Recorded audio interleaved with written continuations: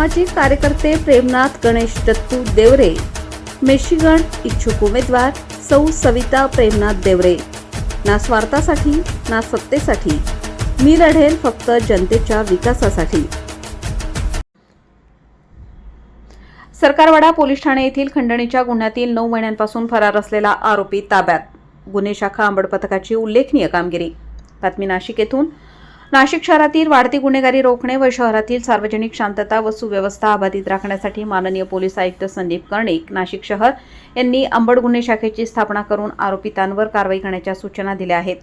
दिनांक 15/3/2025 रोजी फिर्यादी राहुल अशोक तिवारी यांनी सरकारवाडा पोलीस ठाणे येथे फिर्याद दिली की इसम नामे विराज उर्फ राज जगदीश जंगम याने सराफ बाजार येथे राहायचे असल्यास 1 लाख रुपये द्यावे लागतील अशी मागणी केली होती।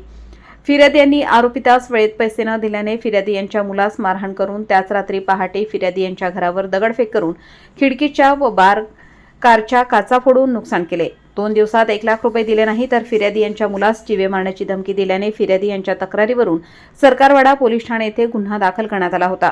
सदर गुन्ह्यातील पाहिजे असलेला आरोपी विरान उर्फ राज जगदीश जंगम हा गुन्हा दाखल झाल्यापासून पसार झाला होता। त्यानंतर तो आपले अस्तित्व लपवत राजस्थान, खाटूश्याम, पुणे येथे लपत राहत होता।